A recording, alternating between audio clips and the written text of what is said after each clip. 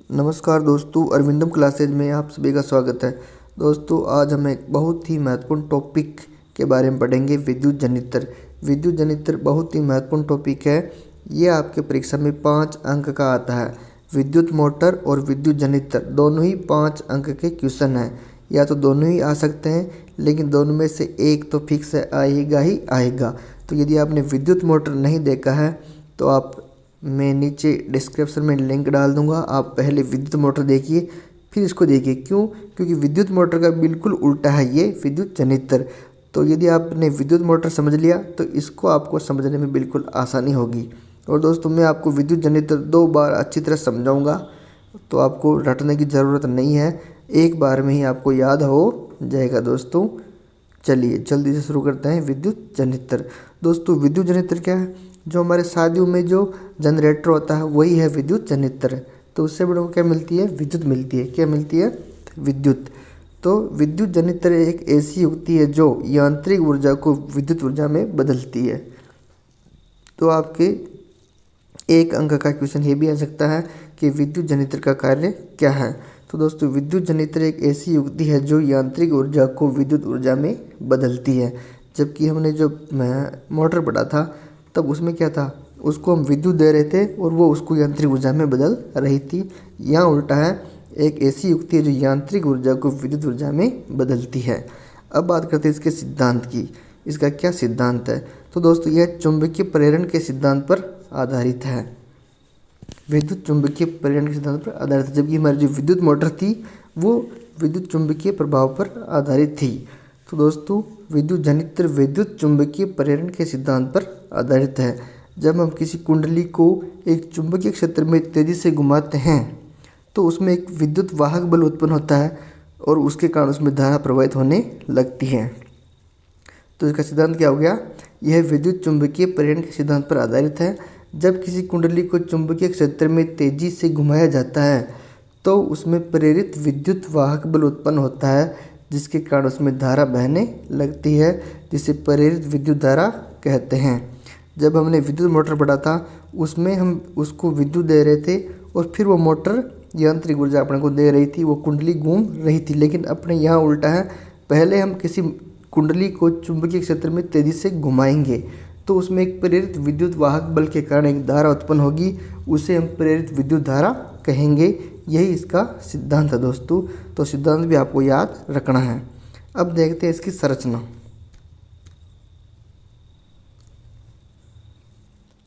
संरचना देखते हैं दोस्तों। संरचना में सबसे पहले बिल्कुल सेम है, लेकिन थोड़ा सा फर्क है इसमें। देखिए, एक कुंडली होती है ABCD। ये ABCD कोई कुंडली है। एक कुंडली ABCD होती है जिसे एक क्षेत्र चुंबक के 2 ध्रुव के मध्य रखा जाता है। एक चुंबक है जिसके 2 ध्रुव है N और S। इन दोनों के मध्य एक कुंडली ABCD को रखा जाता है और कुंडली के दोनों सिरे सर्पी वलय R1 और R2 से संयोजित होते हैं। देखिए, इस कुंडली का ये सिरा इससे जुड़ा हुआ, ये सर्पी वलय R1 और इसका इससे जुड़ा हुआ ये R2। अर्थात कुंडली के दोनों सिरे सर्पी वलय R1 व R2 से जुड़े हुए होते हैं। जबकि वहाँ जब हमने विद्युत मोटर पढ़ा था वहाँ क्या था? विभक्त वलय था। क्या था? विभक्त वलय। वहाँ ऐसा था, बीच में से ये वलय विभक्त हो रखी थी। लेकिन यह हमारी पूरी वलय है सर्पी वलय, बिल्कुल गोल है सर्पी वलय। तो इसको आप ऐसे समझ सकते हैं जैसे हमारी एक अंगुली है और उसमें हमने 2 रिंग पहन रखी है, 2 वलय पहन रखी है, एक R1 है और एक R2 है। और R1 और R2 है, उसके बीच में एक धुरी जुड़ी हुई होती है जो सर्पी वलय है। इसका अंदर वाला भाग, ये वाला भाग तो विद्युत रोधी है, जबकि जो बाहर वाला भाग है वो विद्युत चालक है दोस्तों। तो जो दोनों वलय है R1 और R2, इसके मध्य एक धुरी फंसी हुई होती है। ये देखिए, R1 और R2 के मध्य ये धुरी फंसी हुई है और ये इसके R2 और ये R1 इस दोनों के ऊपर लगी हुई है।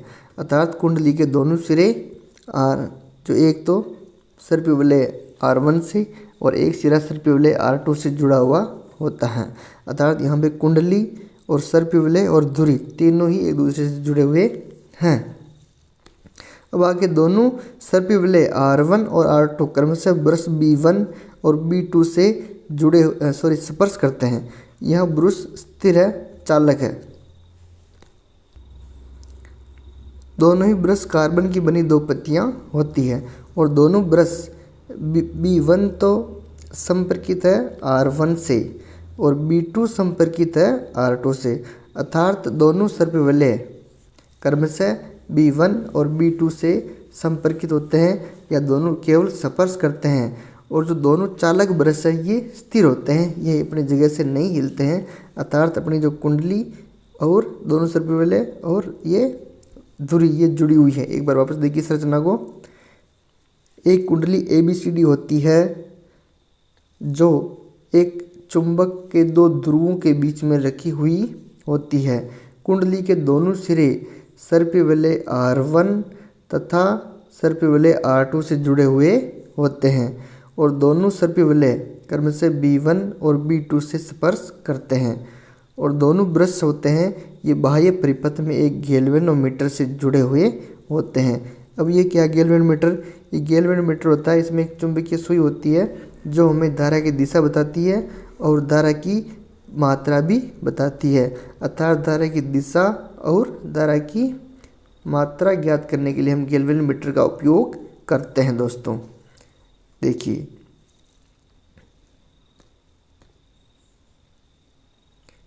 संरचना। विद्युत जनित्र में एक आयताकार कुंडली ABCD होती है जिसे स्थायी चुंबक के दो ध्रुव के बीच रखा जाता है। देखिए ये हमारी विद्युत चुंबक है, इसके दो ध्रुव N और ये S और आयताकार कुंडली को हमने इसके बीच में रखा हुआ है ABCD को। ठीक है, देखिए आगे। इस कुंडली के दोनों सिरे सर्पी वलयों R1 R2 से संयोजित होते हैं। अर्थात इस कुंडली के दोनों सिरे सर्पी वलय R1 और R2 से संयोजित होते हैं। ये सिरा R1 से और ये सिरा R2 से संयोजित होता है। आगे देखिए संरचना।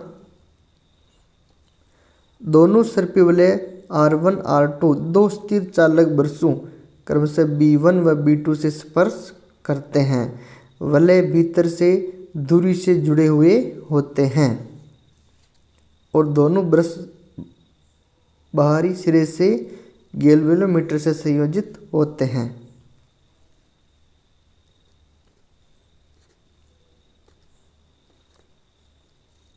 देखिए दोनों जो सर्पी वलय R1 तो स्पर्श करता है B1 से और R2 स्पर्श करता है B2 से और दोनों ब्रश B1 और B2 बाह्य परिपथ में एक गैल्वेनोमीटर से जुड़े हुए होते हैं। ये इसकी संरचना होती है और दोनों सर्पी वलय भीतर से एक धुरी से जुड़े हुए होते हैं। सर्पी वलय भीतर से तो विद्युत रोधी होते हैं और बाह्य जो इसके सिरे हैं ये चालक होते हैं जो ब्रशों से स्पर्श करते हैं दोस्तों। तो ये इसकी होगी संरचना। अब हम देखते हैं इसकी क्रिया विधि। एक बार क्रिया विधि मैं बताता हूँ आपको अपनी सरल भाषा में, फिर हम किताब की जो लैंग्वेज में नोट्स बनाए हैं उसमें अपन बात करेंगे। तो देखिए यह हमारे बीच में एक कुंडली है ABCD। देखो वहाँ विद्युत मोटर थी, उसमें हमने क्या किया था, उसमें हम पहले उसको विद्युत धारा दे रहे थे, फिर वो कुंडली घूम रही थी। लेकिन यहाँ हम पहले क्या करेंगे, कुंडली को बाह्य बल द्वारा घुमाएंगे, कुंडली को बाह्य बल द्वारा घुमाएंगे, फिर इसमें विद्युत धारा उत्पन्न होगी दोस्तों। तो सबसे पहले हम कुंडली ABCD को इस प्रकार घुमाते हैं। ध्यान से सुनिए दोस्तों, बिल्कुल ध्यान से समझना है, स्टेप बाय स्टेप, एक भी पॉइंट आपको मिस नहीं करना है, तब आपके समझ में आएगा। कुंडली ABCD को चुंबक के मध्य इस प्रकार घुमाते हैं कि जो भुजा AB है, भुजा AB वो तो ऊपर की ओर गति करे और भुजा CD नीचे की ओर। ध्यान दीजिए दोस्तों, कुंडली ABCD की भुजा AB ऊपर की ओर गति करे और भुजा CD नीचे की ओर गति करे, अर्थात हम कुंडली को इस दिशा में घुमाएंगे। इस दिशा को कहते हैं दक्षिणावर्त। क्या कहते हैं? दक्षिणावर्त। अर्थात हम कुंडली को दक्षिणावर्त घुमाएंगे, जिसमें भुजा AB ऊपर की ओर गति करेगी और भुजा CD नीचे की ओर गति करेगी। जब हमने विद्युत मोटर पढ़ा था उसमें हमने कुंडली को वामावर्त दिशा में घुमाया था। कुंडली वामावर्त दिशा में घूमी थी, लेकिन यहाँ हम कुंडली को बाह्य बल द्वारा दक्षिणावर्त दिशा में घुमाएंगे, अर्थात भुजा AB ऊपर की ओर गति करेगी और भुजा CD नीचे की ओर गति करेगी, अर्थात ABCD कुंडली दक्षिणावर्त घूमेंगी। तो जब कुंडली दक्षिणावर्त घूमती है तो हम इसके ऊपर फ्लेमिंग का दक्षिण हस्त नियम लगाते हैं। फ्लेमिंग का दक्षिण हस्त नियम, जबकि हमने जब विद्युत मोटर पढ़ा था उसमें अपने पढ़ा था वामहस्त नियम। क्या पढ़ा था? वामहस्त नियम। तो दोस्तों दक्षिणहस्त नियम, वामहस्त नियम और दक्षिण अंगुष्ठ का नियम, इसके लिए मैं एक अलग सी वीडियो बनाऊंगा, लेकिन अभी यहाँ अपने को शॉर्ट रूप से समझना है। जैसे ये हमारा तर्जनी अंगुली है, ये हमारी क्या है? तर्जनी, और ये हमारी क्या है? मध्यमा, और ये हमारा है अंगूठा। अंगूठा है। तो दोस्तों जब अपने को पता है कि चुंबकीय के क्षेत्र की दिशा किस तरफ है? N से S की तरफ। N से S की तरफ चुंबकीय क्षेत्र की दिशा होती है, अर्थात चुंबकीय क्षेत्र की दिशा किस तरफ है? इस तरफ है। तो अपनी जो दाएं हाथ की अंगुलियां हैं उसको हम इस प्रकार फैलाएं कि तर्जनी चुंबकीय क्षेत्र की दिशा, इसे हम B से लिखते हैं, वो बताएं, और अंगूठा क्या बताए? गति की दिशा। क्या बताए? गति, स्पीड। तो मध्यमा हमारे को विद्युत धारा की दिशा बताएगी। तो देखिए, यदि वापस सुनिए फ्लेमिंग का दक्षिण हस्त का नियम, यदि हम दाहिने हाथ की तर्जनी, मध्यमा और अंगूठे को इस प्रकार फैलाएं कि तीनों एक दूसरे के लंबवत रहें, यदि तर्जनी चुंबकीय क्षेत्र की दिशा बता रही है और अंगूठा गति की दिशा बता रहा था, किस दिशा में कुंडली गति कर रही है, तो हमारी मध्यमा क्या बताएगी? विद्युत धारा की दिशा बताएगी। तो यहाँ देखिए चुंबकीय क्षेत्र की दिशा इस तरफ है, अर्थात चुंबकीय क्षेत्र की दिशा इस तरफ है, और गति ऊपर की ओर ही है। भुजा AD ऊपर की ओर गति कर रही है, भुजा AD ऊपर की ओर गति कर रही है, ये ऊपर की ओर, अंगूठा ऊपर की ओर है। तो हमारी जो मध्यमा है वो हमारे को विद्युत धारा इस प्रकार बताएगी, अर्थात कुंडली में विद्युत धारा ABCD दिशा में प्रवाहित होगी। A से B, B से C, C से D, अर्थात कुंडली में विद्युत धारा ABCD दिशा में प्रवाहित होगी और ABCD से होते हुए कहाँ आएगी? वापस R2 में। कहाँ आएगी? R2 में। और R2 से कहाँ आएगी? B2 में, और B2 से कहाँ जाएगी? गैल्वेनोमीटर में, और गैल्वेनोमीटर से B1 में। अर्थात हमारी जो विद्युत धारा की दिशा है वो ABCD के अनुदिश है और ब्रश B2 से B1 है। देखिए यहाँ ब्रश B2 से B1 की तरफ जा रही है धारा, B2 से B1 की तरफ जा रही है, ABCD के अनुदिश है, और वापस ब्रश B2 से B1। एक बार वापस देखिए, जैसे ये हमारी चुंबकीय क्षेत्र की दिशा, ये हमारी कौन सी अंगुली है? तर्जनी अंगुली है, ये बता रही चुंबकीय क्षेत्र की दिशा, और ये हमारा अंगूठा है, ये बता रहा है हमको गति की दिशा। तो हमारी मध्यमा क्या बताएगी? विद्युत धारा की दिशा। तो अर्थात इसमें जब अपन कुंडली को दक्षिणावर्त घुमाते हैं ABCD को, तो AB भुजा ऊपर की ओर और CD भुजा नीचे की ओर जाती है। तो दक्षिण हस्त के नियम अनुसार जो AB है ये तो आएगी ऊपर और CD जाएगी नीचे। तो हमारी जो विद्युत धारा की दिशा क्या रहेगी? ABCD के अनुदिश प्रवाहित होती है, और ABCD से होते हुए वापस कहाँ जाएगी? R2 में, R2 से B2 में, और B2 से B1 की ओर ये प्रवाहित होती है, अर्थात धारा B2 से B1 की ओर प्रवाहित होती है। अब दोस्तों क्या होगा? अब हमारा आधा चक्र पूरा हो गया, आधा घूर्णन पूरा हो गया। तो यहाँ आ जाएगा D, यहाँ आ जाएगा C, यहाँ आ जाएगा B, और यहाँ आ जाएगा A। अर्थात जब अपनी भुजा ए बी ऊपर गई तो ऊपर इधर आ जाएगी, और सी डी नीचे गई तो सी डी इधर आ जाएगी। तो ये डी सी बी ए हमारा कुंडली इस प्रकार आ जाएगी। अब देखिए, अब हम भुजा सी डी पर फ्लेमिंग का नियम लगाते हैं। तो पहले भुजा सी डी नीचे गई थी, तो अब सी डी भुजा कहाँ आएगी? ऊपर। कहाँ आएगी? ऊपर। और ए बी भुजा पहले ऊपर गई थी, अब कहाँ जाएगी? नीचे। अर्थात भुजा ए बी नीचे जाएगी और भुजा सी डी ऊपर आएगी। तो जब हम फ्लेमिंग का दाएं हाथ का नियम लगाते हैं भुजा सी डी पर, तो विद्युत धारा हमारे डी सी बी ए के अनुदिश प्रवाहित होती है। डी सी बी ए के अनुदिश प्रवाहित होती है, अर्थात ब्रश B1 से DCBA में होते हुए वापस ब्रश B2 में। अर्थात अब यहाँ विद्युत धारा B1 से B2 की ओर प्रवाहित हो रही है। B1 से DCBA होते हुए वापस ब्रश B2 में। अर्थात विद्युत धारा B1 से B2 की ओर प्रवाहित हो रही है, जबकि पहले ABCD की अनुदिश थी और B2 से B1 थी। अब विद्युत धारा आधे चक्र के बाद DCBA के अनुदिश है और B1 से B2 की तरफ है। अर्थात यहाँ आधे गुणन के बाद विद्युत धारा की दिशा में परिवर्तन हो गया। तो ऐसी विद्युत धारा जो आधे गुणन के बाद अपनी दिशा बदलती है उसे हम प्रत्यावर्ती धारा कहते हैं, और इस प्रकार के जनित्र को प्रत्यावर्ती धारा जनित्र कहते हैं दोस्तों। तो दोस्तों अब हम समझते हैं नोट्स के माध्यम से। क्रिया विधि को देखिए। क्रिया विधि, सर्पी वलय से जुड़ी धुरी को इस प्रकार से घुमाया जाता है कि कुंडली की भुजा ए बी ऊपर की ओर तथा भुजा सी डी नीचे की ओर चुंबकीय क्षेत्र में गति करती है। अर्थात हम कुंडली को इस प्रकार घुमाएंगे कि भुजा ए बी तो ऊपर की ओर गति करेगी और भुजा सी डी नीचे की ओर गति करेगी। अर्थात हम कुंडली को दक्षिणावर्त घुमाते हैं। कुंडली को दक्षिणावर्त घुमाते हैं, दाएं हाथ की तरफ से घुमाते हैं। देखिए चित्र में,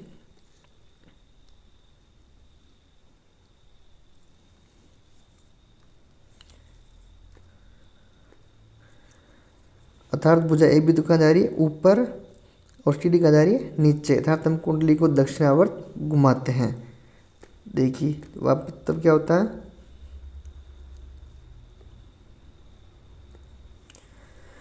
तब फ्लेमिंग का दक्षिण हस्त नियम लगाने पर कुंडली में ABCD दिशा में प्रेरित विद्युत धारा प्रवाहित होती है। तब कुंडली में ABCD दिशा में प्रेरित विद्युत धारा प्रवाहित होती है, और बाह्य परिपथ में B2 से B1 की दिशा में विद्युत धारा प्रवाहित होती है। B2 से B1 की दिशा में विद्युत धारा प्रवाहित होती है। देखिए भुजा ए बी ऊपर जा रही थी, भुजा सी डी नीचे जा रही थी। तो जब हम इस पर फ्लेमिंग का दाएं हाथ का नियम लगाते हैं तो विद्युत धारा ABCD के अनुदिश होते हुए कहाँ जाएगी? B2 में, और B2 से होते हुए गैल्वेनोमीटर में जाएगी और गैल्वेनोमीटर से होते हुए ब्रश B1 में। अर्थात विद्युत धारा ABCD के अनुदिश B2 से B1 की ओर प्रवाहित होती है।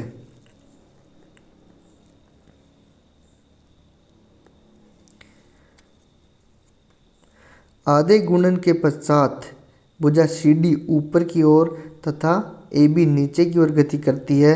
फलस्वरूप दोनों भुजाओं में प्रेरित विद्युत धारा की दिशा परिवर्तित हो जाती है। दोनों भुजाओं में प्रेरित विद्युत धारा की दिशा परिवर्तित हो जाती है और DCBA के अनुदिश विद्युत धारा प्रवाहित होती है। अब देखिए दोस्तों, आधे गुणन के बाद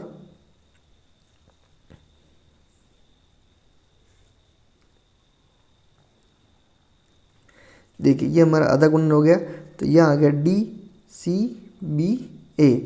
अर्थात यहाँ जो कुंडली है वो उल्टी हो गई। भुजा सी डी नीचे गई थी तो भुजा सी डी इधर आ गई, भुजा ए बी ऊपर गई थी, ए बी इधर आ गई। अर्थात अब भुजा सी डी ऊपर की ओर गति करेगी। अब भुजा सी डी ऊपर की ओर गति करेगी, जबकि भुजा ए बी अब नीचे की ओर गति करेगी। तो जब हम इस पर फ्लेमिंग का नियम लगाएंगे तो अब विद्युत धारा DCBA के अनुदिश प्रवाहित होगी। DCBA के अनुदिश प्रवाहित होगी और ये यहाँ DCBA DCBA के अंदर इस प्रकार होगी, तो DCBA से होते हुए वापस ब्रश B2 में जाएंगी, अर्थात B1 से कहाँ जा रही है, B2 में, B1 से कहाँ जा रही है, B2 में, अर्थात B1 से B2 में जाती है।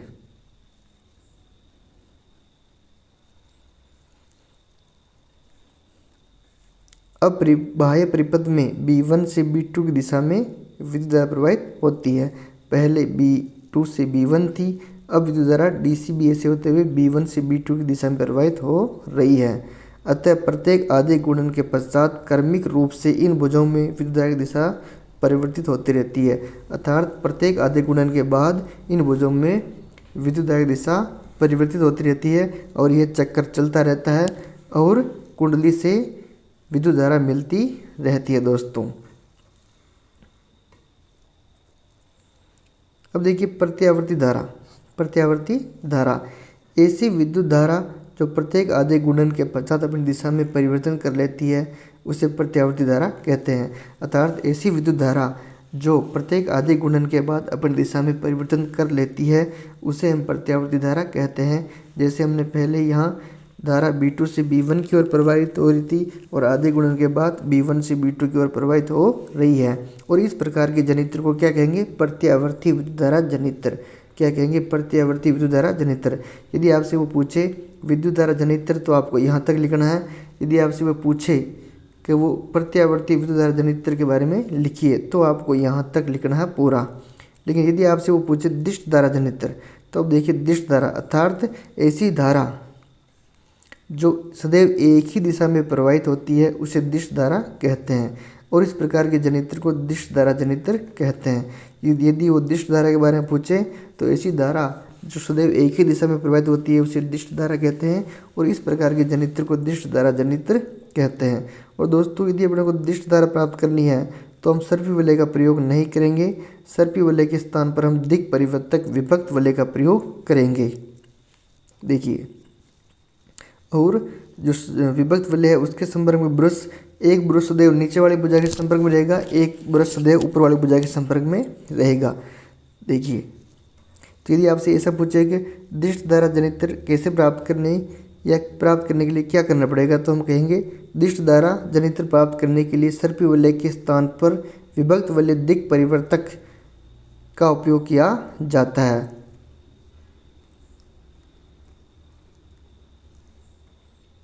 विभक्त वलय प्रकार के दिक् परिवर्तक का उपयोग किया जाता है, अर्थात एक ब्रश सदैव नीचे वाली भुजा और दूसरा ब्रश सदैव ऊपर घूर्णन करने वाली भुजा के संपर्क में रहता है।